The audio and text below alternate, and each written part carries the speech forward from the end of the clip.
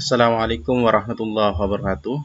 Alhamdulillahirrahmanirrahim. Kita panjatkan puji syukur kita kehadirat Allah Subhanahu wa taala karena atas limpahan rahmatnya kita masih diberikan kesempatan untuk beraktivitas seperti yang kita laksanakan pada hari ini. Salawat dan salam kita aturkan kepada junjungan kita baginda Nabi besar Muhammad SAW dan para sahabatnya. Pada pertemuan kali ini kita akan bahas tentang fungsi dan bentuk karya ilmiah. Cuma saya singkat di sini KI ya. Ada yang menyebutkan juga karya tulis ilmiah. Sebenarnya sama saja. Baik, masuk ke materinya. Yaitu ada beberapa istilah dalam karya ilmiah. Dalam ilmiah ada beberapa istilah ilmiah ya maksudnya ya. Ada yang menunjukkan berpikir ilmiah, ada yang menunjukkan bersikap ilmiah, ada yang menunjukkan karangan ilmiah, tulisan ilmiah, dan karya ilmiah terakhir ya. Di sini berpikir ilmiah artinya berpikir yang logis dan empiris. Logis itu sama dengan hal yang masuk akal, sedangkan empiris di situ kesesuaian dengan bidang kajian atau bidang keilmuan atau dasar yang dimiliki oleh seorang untuk membahas sesuatu atau menyelesaikan suatu permasalahan sesuai dengan bidangnya. Empiris, kesesuaian. Logis, masuk akal. Contohnya seperti ini. Misalkan ada mahasiswa jurusan pendidikan bahasa Inggris berpikir atau membahas suatu permasalahan atau membuat suatu karya ilmiah. Dengan cara berpikirnya dia membahas tentang pendidikan bahasa Arab. Tentunya masuk akal juga karena dia sudah memiliki dasar yaitu kependidikan ya, sama-sama kependidikan. Itu masuk akal ya. Tapi empirisnya tidak masuk. Karena apa? Empiris ini disesuaikan dengan bidang kajian atau bidang keilmuan. Jadi kalau mahasiswa PBI pendidikan bahasa Inggris tentunya sesuai dengan bidang kajiannya yaitu tentang pendidikan kebahasa Inggrisannya ya atau pendidikan bahasa Inggris. Tapi kalau misalkan di situ kaitannya dengan secara umum mungkin agak masuk. Tapi yang dimaksud di sini yang dimaksud dengan empiris itu kesesuaian dengan bidang kajian atau hal-hal yang difikirkan atau yang mau dibahas sesuai dengan bidangnya. Jadi mahasiswa pendidikan bahasa Inggris tentunya membahas tentang kependidikan tentang bahasa Inggris, gitu ya. Kalau masalah empiris sudah tentunya nanti akan logis, tapi kalau yang logis belum tentu juga empiris. Ya. Logis itu yang masuk akal. Tentunya kalau mahasiswa membahas tentang karya ilmiah, membahas tentang teknik atau teknologi, kemajuan teknologi, masuk ya, bisa masuk karena masuk akal maksudnya. Karena memang mahasiswa di situ dituntut untuk berpikir secara ilmiah. Akan tapi kalau secara empirisnya kurang pas. Karena apa? Kadang-kadang mahasiswanya pendidikan bahasa Inggris membahas tentang teknologi dan sebagainya. Tidak disesuaikan dengan bidang kajiannya atau linearitas. Empiris ini kesesuaian atau linear ya, gitu ya. Ada yang bersikap ilmiah. Bersikap ilmiah di sini bertindak atau berperilaku. Bersikap ini pada aspek afektif ya. Kalau ada istilah-istilah kognitif, afektif, psikomotor. Nah, bersikap ilmiah di sini pada aspek afektif atau bertindak, berperilaku dalam memecahkan suatu permasalahan di situ berdasarkan langkah-langkah yang sistematis secara ilmiah bidang keilmuan atau dalam bertindak tidak semerta-merta kita memutuskan bahwa ini tindakan baik, bahwa seperti ini adalah yang baik, anarkis dan sebagainya. Maka kita dalam bertindak atau menyikapi suatu di situ dipikir secara matang terlebih dahulu, baru kita bertindak. Itu ya. Ditentukan permasalahannya, langkah-langkahnya seperti apa, maka dalam menyelesaikannya nanti seperti apa. Bersikapnya itu seperti apa. Contohnya misalkan seperti ini. Kiai kalau memecahkan suatu permasalahan itu tidak merta-merta memutuskan bahwa orang misalkan ada yang tanya ya, sholatnya orang yang tadi di situ sah apa tidak, yang satunya sah apa tidak, wudhunya yang satunya sah apa tidak, yang A dengan yang B, yang A 1 menit selesai, yang B 1 jam baru selesai. Maka dalam menyikapi itu seorang kiai tentunya berpikir terlebih dahulu sumber-sumbernya dari mana. Bersikap di situ memutuskan suatu itu baik atau tidak, suatu itu benar atau tidak, sah atau tidak, difikirkan secara matang, diambil dari sumber-sumber misalkan dari kitab A, kitab B dan sebagainya. Makanya di sini yang dimaksud dengan bersikap ilmiah ini dalam bertindak atau menyikapi suatu di situ secara keilmuan ya. Selanjutnya ada karangan ilmiah ya. Karangan ilmiah di sini identik dengan gagasan atau penjelasan atau membuktikan suatu hipotesis atau dugaan hipotesa di dalam penelitian. Di situ biasanya kalau penelitian kuantitatif ada hipotesis atau hipotesa. Dalam membuktikan atau memberikan gagasan-gagasan di situ difikirkan atau dijelaskan secara keilmiahan atau keilmuan. Ya. Makanya di sini karangan tentunya tidak asing lagi bagi Anda. Anda sudah, saya yakin Anda sudah bisa mengarang, membuat karangan karangan yang menyedihkan, karangan yang menyenangkan dan sebagainya. Karangan sama dengan Anda mengarang, akan tetapi di sini bersifat keilmuan, gitu ya. Selanjutnya ada tulisan ilmiah, tulisan ya.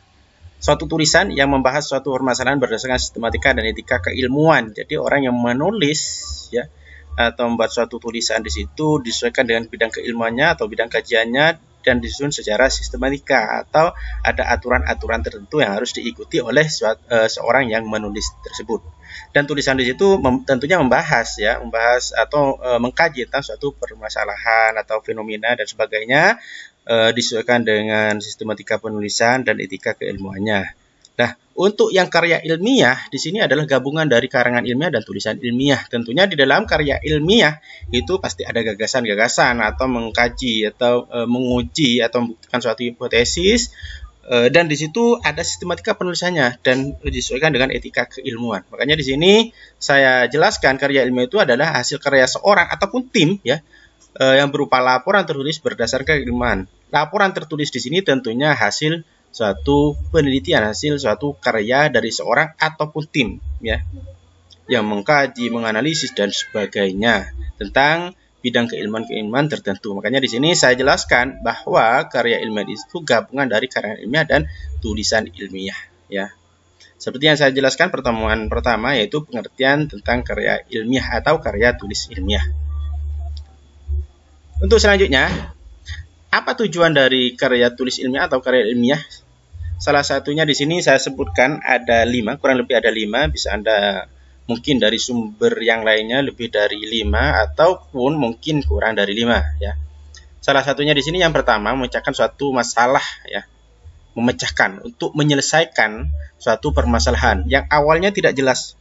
Akhirnya setelah Anda membuat suatu tulisan ini untuk memperjelas suatu permasalahan yang awalnya butuh penjelasan, yang awalnya tidak tahu sebab akibatnya, ketika Anda lakukan penelitian tujuannya untuk tahu penyebab dan akibatnya seperti apa. Itu yang dimaksud dengan memecahkan masalah tertentu atau fenomena tertentu yang tentunya butuh penjelasan.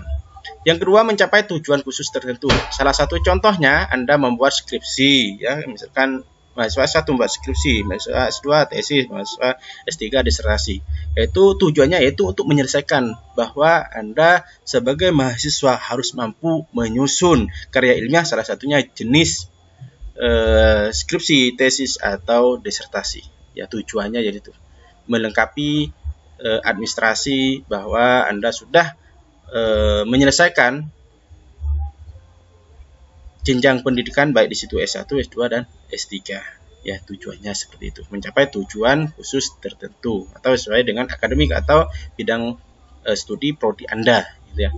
Yang ketiga, menambah ilmu pengetahuan dan konsep pengetahuan. Tentunya Anda membuat karya ilmiah itu untuk menambah tentang ilmu pengetahuan, pengalaman, wawasan Anda tentang suatu ilmu atau kajian-kajian tertentu ya. Orang yang membuat karya ilmiah tentunya harus punya sumber ya, dasarnya dari mana, mencari penyebabnya atau membuktikan hipotesis dan sebagainya. Anda butuh ilmunya di situ, sehingga dengan adanya tugas atau Anda menyusun karya ilmiah di situ, Anda dituntut untuk belajar lagi, untuk memperdalam lagi tentang ilmu-ilmu yang Anda punya atau Anda sudah punya dasarnya. Anda kembangkan kembali, Anda cek kembali, sesuaikan dengan bidang kajian yang Anda mau kembangkan, seperti itu.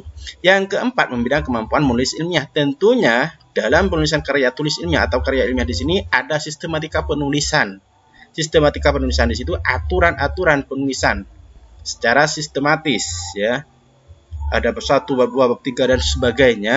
Tentunya orang yang membuat karya ilmiah akan dituntut bagaimana melatih, bagaimana menyusun karya ilmiah yang baik dan benar, bagaimana membuat paragraf, bagaimana membuat kalimat pasif, aktif, ya, bagaimana membuat paragraf yang baik dan benar. Tentunya dengan cara seperti itu Anda akan dituntut untuk membuat atau mampu mengembangkan kemampuan menulis secara ilmiah berdasarkan keilmuan, gitu ya.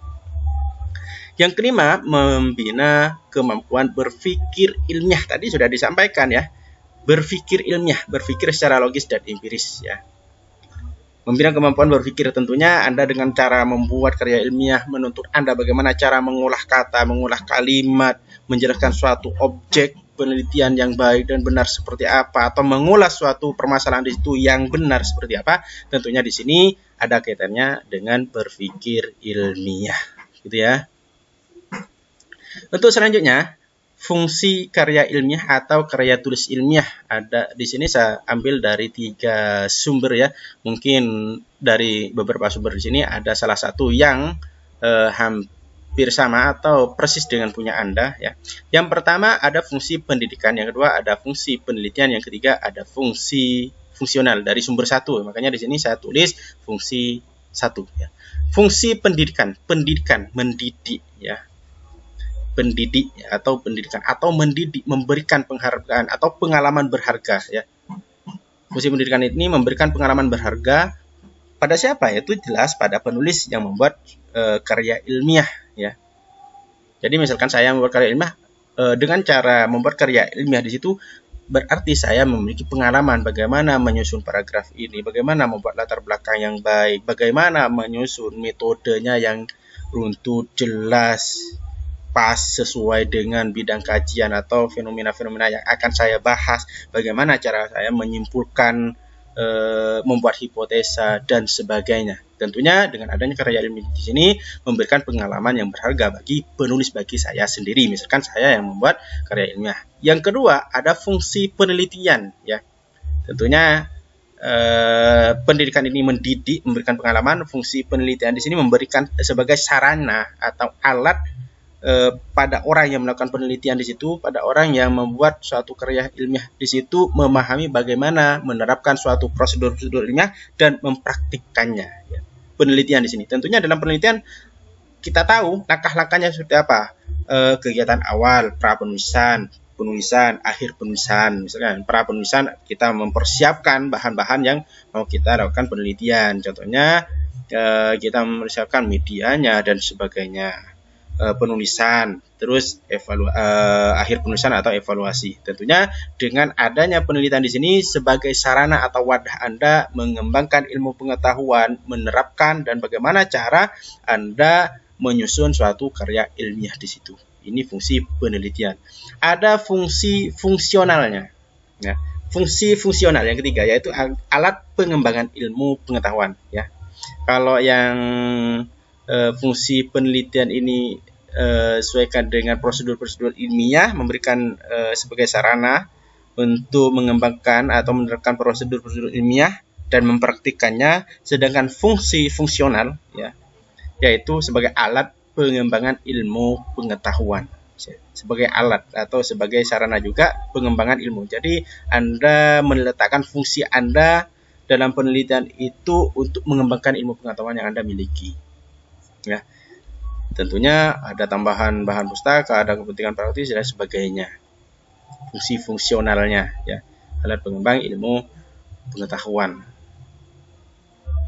Untuk selanjutnya ada fungsi yang kedua dari sumber yang kedua, ada fungsi penjelasan, ada fungsi kontrol, ada fungsi prediksi. Dengan adanya karya ilmiah di situ, satu fungsi penjelasan. Salah satu contohnya misalkan saya ambilkan pembelajaran di dalam kelas, misalkan kita ketahui ternyata di dalam kelas A siswanya itu pintar-pintar, ketika dites nilainya jelek. Loh, kenapa siswanya pintar ketika dites hasilnya jelek? Nah, perlu dilakukan penelitian. Dengan adanya penelitian itu untuk memperjelas, oh ternyata mahasiswanya ini ketika dilakukan penelitian ternyata mahasiswanya memang pintar-pintar, ternyata kenapa kok bisa nilainya jelek? Ini disebabkan oleh salah satunya mungkin materinya tidak sesuai, mungkin cara guru menyampaikan materinya kurang pas, mungkin medianya tidak benar, ya. Jadi memberikan penjelasan, itu ya. Atau saya ambil contoh, misalkan ada orang sakit, sudah 2 tahun sakit, tidak bangun-bangun, makannya enak dan sebagainya. Kenapa dia itu sakit seperti itu? Maka perlu kita lakukan penelitian atau perlu dicek lab mungkin ya. Penelitian kan penelitian itu untuk mengungkapkan kebenaran atau menjelaskan penyebab akibatnya seperti apa. Kenapa orang ini kok sakitnya seperti ini? Kita kan nggak tahu ini sakit apa. Kita perlu memperjelas. Makanya dicek lab, diagnosa dan sebagainya. Sehingga muncullah tahu kita, oh ternyata orang ini sakitnya sakit tipes. Itu ya. Misalkan saya ambilkan contoh yang paling konkret, orang ini sakit tipes. Kalau ke pembelajaran seperti tadi, siswanya pintar-pintar, ternyata setelah dites nilainya jelek. Oh ternyata setelah dilakukan penelitian, ini siswa ini nilainya jelek karena metode pembelajarannya kurang sesuai. Ya. Setelah itu fungsi kontrol. Sudah kita tahu permasalahan di situ, penyebabnya apa. Misalkan di dalam pembelajaran, ternyata pembelajaran di situ hanya menggunakan metode ceramah. Atau ketika kita cek orang sakit di situ ternyata sakit tipes. Dan penyebabnya karena banyak makan buah-buahan yang asam atau kecut misalkan. Nah, fungsi kontrolnya di mana? Fungsi kontrolnya letak di dalam penelitian di sini. Ketika kita mengetahui suatu permasalahan dan penyebabnya di situ tentang A atau B, maka jangan sampai kita mengulangi kembali. Salah satu contohnya misalkan saya ambil orang sakit ya. Ketika ada orang sakit misalkan sakit tipes dan penyebabnya makan buah-buahan, maka fungsi kontrolnya jangan sampai orang yang sakit ini makan buah-buahan lagi agar tidak tambah kambuh sakitnya. Atau ketika di dalam pembelajaran siswa di situ nilainya tidak tuntas, nilainya rendah, ternyata metodenya hanya metode ceramah yang digunakan, monoton ceramah. Maka jangan sampai di dalam pembelajaran itu hanya menggunakan metode ceramah saja. Maka perlu dimodifikasi dengan metode-metode pembelajaran yang lainnya. Itu fungsi kontrol ya. Jangan sampai terulang kembali. Nah, fungsi prediksi yang mana? Fungsi prediksi di sini ketika kita melakukan penelitian, salah satu contohnya tadi yang pertama adalah pembelajaran. Siswa di situ nilainya jelek karena disebabkan oleh gurunya hanya menggunakan metode ceramah saja. Yang kedua, kontrol di sini jangan sampai menggunakan metode ceramah lagi. Jangan sampai kita hanya monoton menggunakan metode ceramah saja. Maka kita harus dimodifikasi dengan metode-metode yang lainnya sehingga pembelajaran nanti akan menjadi lebih baik. Prediksinya gimana? Ketika kita hanya monoton, kita sudah tahu permasalahan di situ dan penyebabnya karena guru hanya menggunakan metode ceramah saja. Maka prediksinya ketika ada guru lain yang mengajar dengan metode yang sama, metode ceramah saja, maka prediksinya orang itu atau pembelajaran itu akan tidak tuntas atau nilai peserta didik akan tetap jelek. Prediksinya seperti itu. Akan tetapi kalau misalkan metode di sini dikembangkan kembali, misalkan metode pembelajaran bukan hanya ceramah, ditambah dengan metode diskusi, simulasi, demonstrasi dan sebagainya, prediksinya maka nilai peserta didik, nilai siswa itu akan menjadi lebih baik atau lebih bagus lagi. Saya ambilkan contoh yang kedua, misalkan orang sakit tadi ya. Ketika kita lakukan penelitian terhadap orang yang sakit, ternyata orang sakit ini sakit tipes dan penyebabnya karena makan buah-buahan. Maka kontrolnya jangan sampai dikasih buah-buahan lagi agar orang itu tidak kambuh kembali atau tidak sakit lagi. Prediksinya gimana? Prediksinya ketika ada orang lain misalkan mau menjenguk orang itu bawa buah-buahan lagi, maka ketika orang itu dikasih buah-buahan lagi, maka prediksinya orang itu akan tambah sakit lagi atau kambuh lagi sakitnya. Dan kalau misalkan tidak dikasih buah-buahan lagi, maka orang itu diprediksikan akan semakin sembuh. Gitu ya. Contohnya seperti itu. Fungsi penjelasan, fungsi kontrol, dan fungsi prediksi. Ada juga yang dari sumber ketiga, ada fungsi bagi penulis, ada fungsi bagi pembaca. Fungsi bagi penulis tentunya salah satunya melatih penulis di situ, melatih bagaimana cara menulis yang baik, membuat kalimat yang baik, membuat paragraf yang baik, bagaimana menyusun, menggunakan misalkan kalimat pasif, kalimat aktif, dan sebagainya. Melatih orang yang menulis di situ. Tentunya juga akan menambah wawasan ya bagi si penulis, menambah referensi juga bisa karena kita membuat karya ilmiah itu harus punya sumber, harus punya referensi. Tentunya kita akan cari referensi yang mendukung dalam penulisan karya ilmiah kita. Ya, itu ya. Pembaca juga seperti itu. Pembaca yang jelas menambah wawasan. Ketika kita membaca suatu karya ilmiah punya orang lain, tentunya kita juga akan menambah wawasan apa yang sudah ditulis oleh orang lain. Tentunya juga menambah referensi bagi kita, ya. Bagi penulis juga bisa menambah referensi, bagi pembaca juga bisa. Bagi pembaca, jadi kita membuat rujukan dari orang yang ditulis, dari karya ilmiah yang ditulis orang tersebut sebagai rujukan atau sebagai referensi bagi kita. Mungkin tidak terlalu sulit ya bagi penulis dan bagi pembaca. Tentunya sama-sama menambah wawasan. Bagi penulis ini cari sumber yang lainnya untuk menambah wawasannya. Bagi pembaca kita tinggal melihat dari hasil karya orang tersebut sebagai bahan kajian atau tambahan ilmu bagi kita, seperti itu.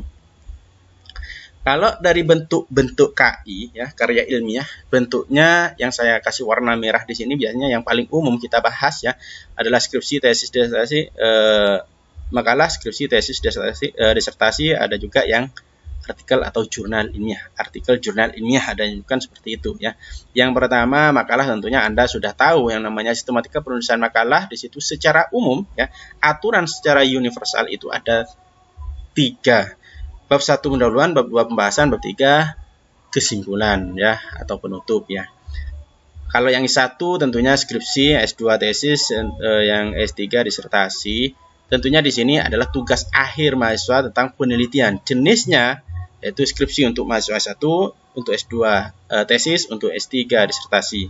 Ada juga artikel jurnal ilmiah. Di sini tidak dibatasi apakah di situ mahasiswa S1, S2 ataupun S3, sama saja kalau misalkan Anda membuat artikel jurnal ilmiah ya. Artikel jurnal ilmiah ini beda dengan artikel yang ada di koran ya. Ini ada sistematika penulisannya, ada aturan-aturannya, sudah jelas di situ. Artikel di sini disusun ketika Anda sudah selesai menyusun karya ilmiah. Salah satunya di sini Anda sudah menyusun skripsi, tesis, dan disertasi, baru Anda menyusun artikel jurnal ilmiahnya. Untuk yang warna hitam di sini nomor 6, 7, 8, 9 ini biasanya tidak begitu umum kita bahas. Yang sering saya bahas di sini 1 sampai dengan 5, 6, 7, 8, 9 ini hanya sebagai tambahan saja ya. Mungkin Anda bisa cek sendiri seperti laporan penelitian. Laporan penelitian yang nomor 6 ini bentuknya seperti skripsi, tesis, disertasi, artikel, ini bentuk dari laporan penelitian. Ya, laporan penelitian. Cuma di sini saya pecah karena laporan penelitian di sini biasanya sifatnya umum ya. Kalau yang ini skripsi, tesis, dan disertasi, artikel atau makalah di sini sifatnya khusus ya.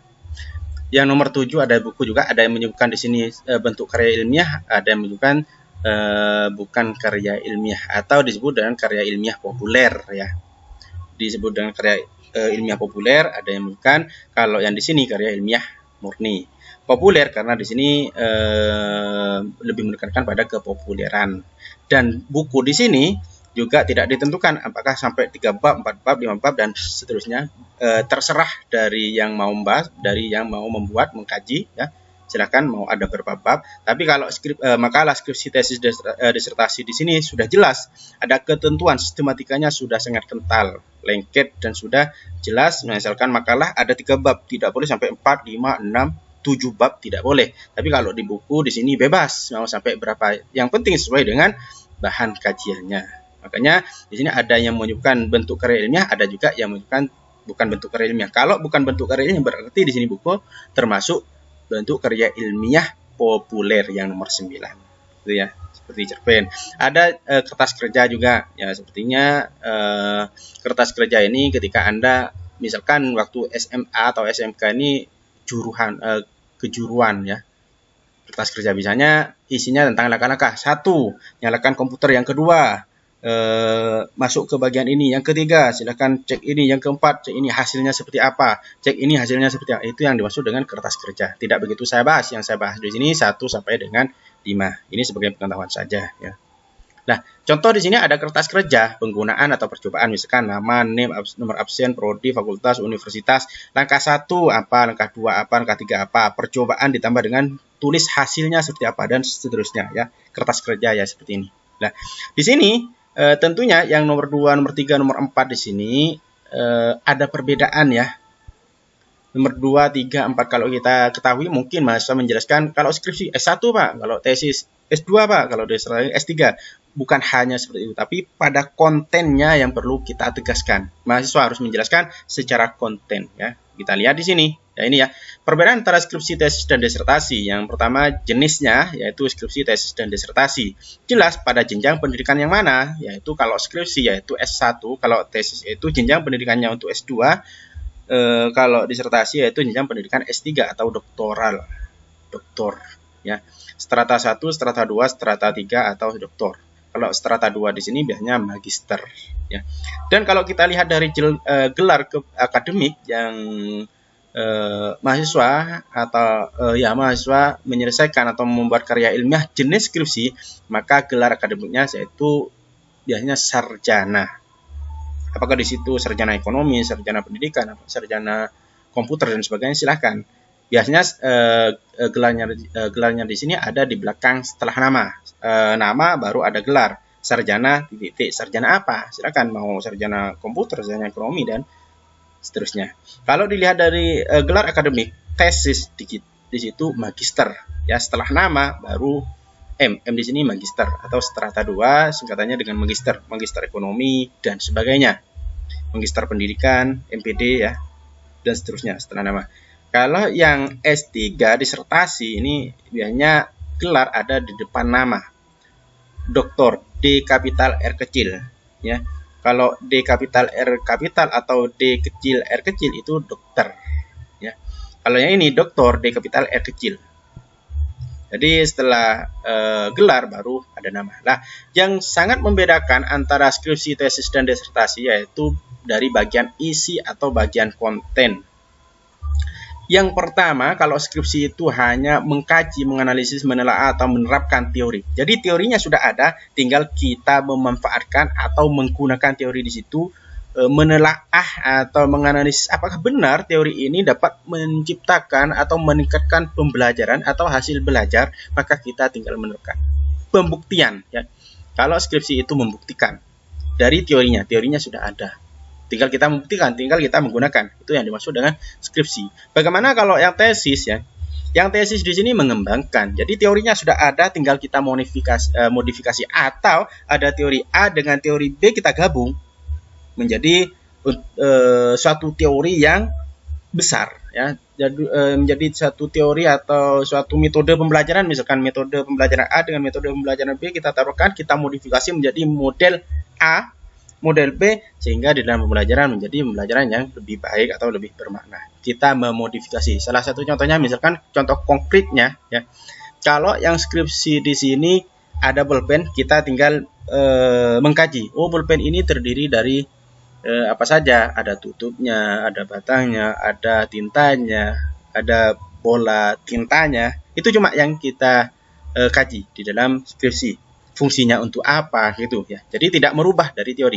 Tapi kalau yang tesis ya, yang tesis di sini kita mengacu pada teori, mengacu pada skripsi. Teorinya sudah ada. Oh, ternyata ini kurang efisien, ini kurang baik, maka kita modifikasi. Contohnya misalkan ada spidol, ada pensil ya.